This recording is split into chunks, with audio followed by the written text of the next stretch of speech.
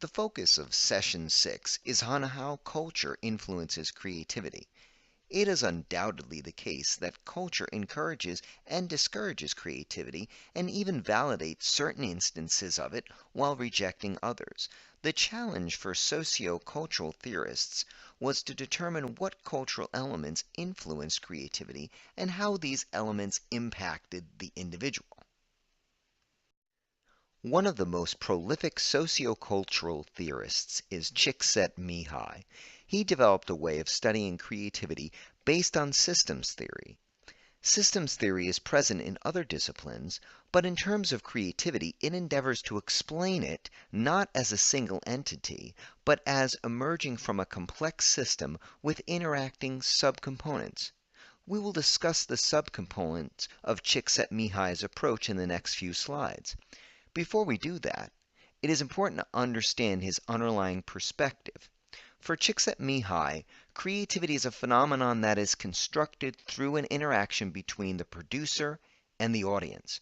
Creativity is not the product of single individuals, but of social systems making judgments about individuals' innovations.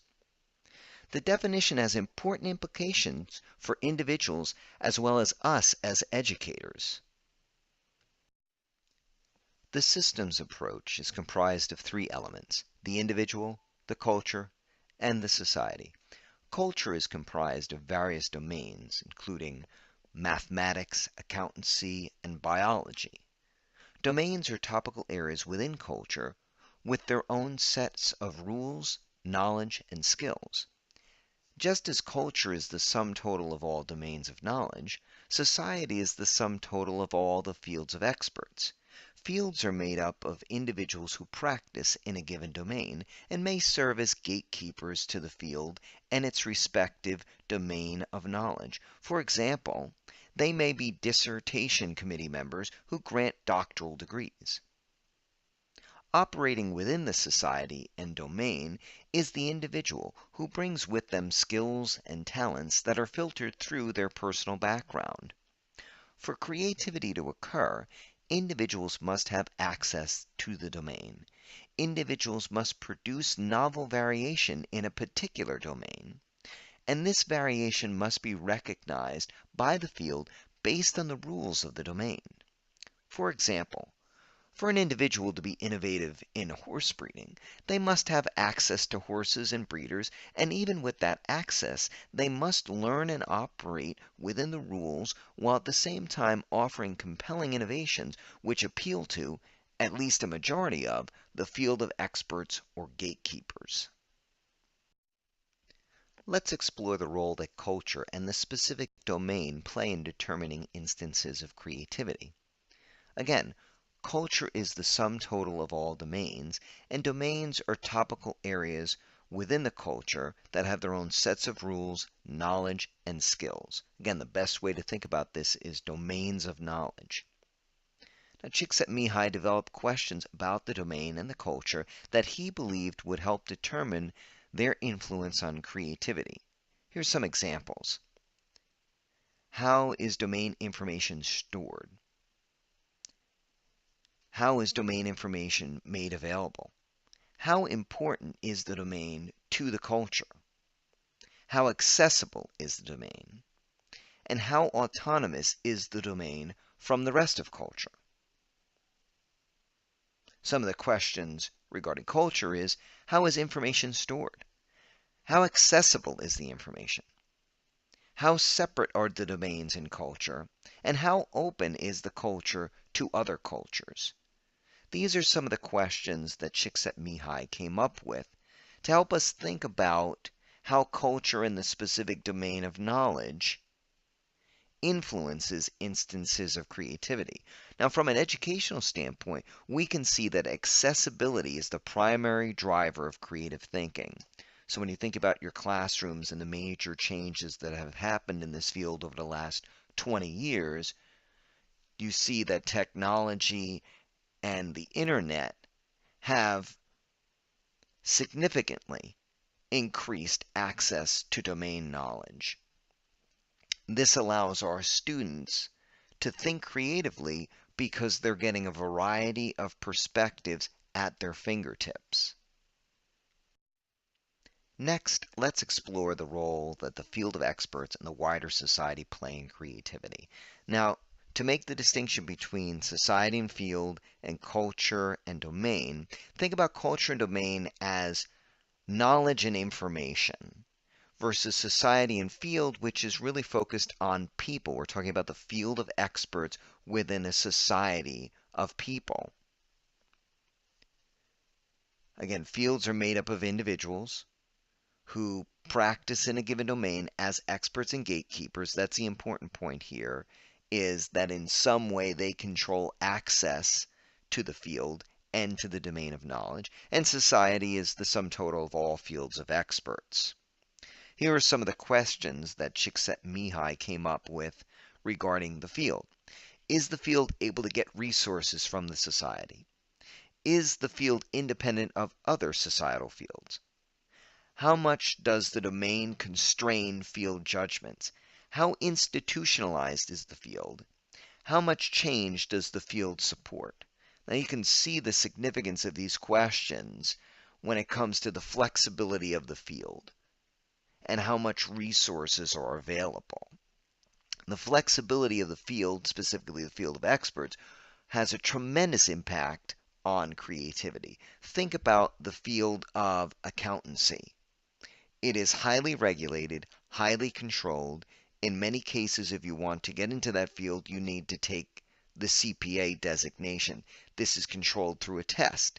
Therefore, some of the answers to accountancy as the field would be, how much does the field constrain judgments?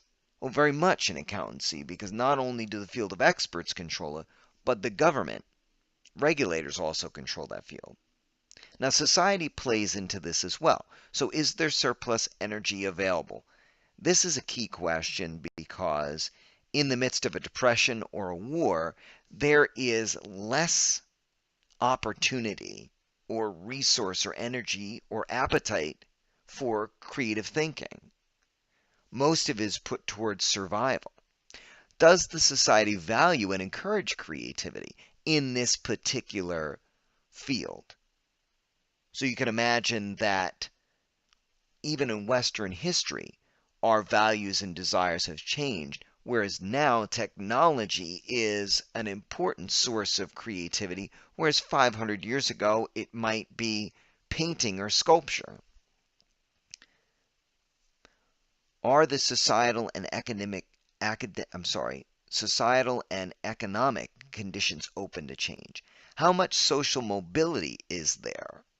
There was a lot less creativity during the Dark Ages because of a lack of social mobility. And how complex is the social system? These are just some of the questions to consider when thinking about how society and the field of experts influences instances of creativity. Finally, we have the role of the individual.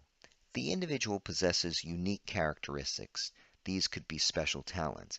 This could be intrinsic motivation, divergent thinking, or relevant personality traits such as an appetite for risk or a tolerance for ambiguity, what we talked about in session 1. But these unique characteristics operate within a personal history. Csikszentmihalyi asks these 5 key questions. Does the family have excess energy? Does the family respect learning? Can the family introduce the child to the domain? Is the family able to connect the child to the field of experts? Do early conditions support conformity or innovation?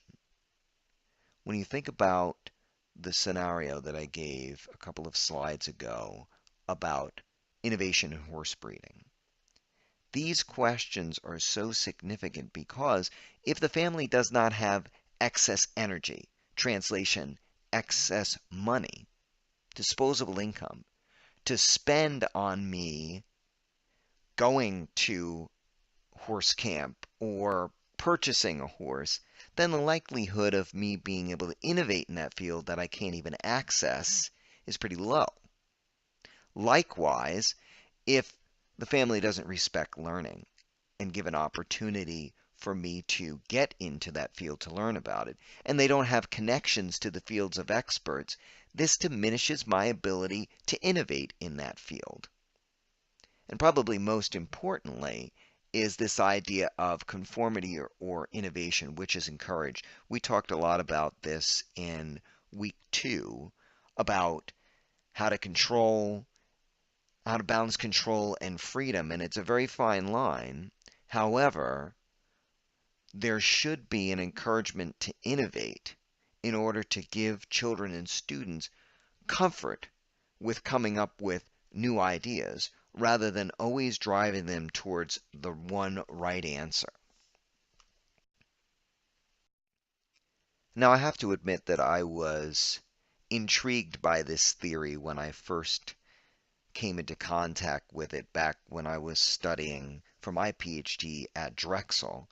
What fascinated me about this theory was its attempt to explain creativity within the wider context of lived experience.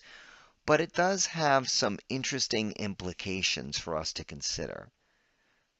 Creativity is heavily influenced by legacy, what has happened before, your family history, serendipity, the positive alignment of opportunities and resources, happenstance, accidents and mistakes that might bring you into contact with something, and zeitgeist, the spirit of the times. If culture is open and society is ready for something, that is going to increase the likelihood of innovation. But if society is closed, if society is not ready, then that idea may lay dormant until the next generation. So consequently, there is an element of determinism in creativity. So I want you to think, do you agree with this? We've been talking about this idea of freedom. We've been talking about the ideas of nature versus nurture. But when you look at the systems theory, there is an element of determinism. Where and when you were born, how your family is positioned within society, how open the field of experts are, that determines one's ability to be creative. Now, as educators, that is a significant revelation if it is true about creativity. So I want you to think about this as you go through the reading this week and come up with your own beliefs, not only about this particular theory, but about determinism versus freedom when it comes to being creative.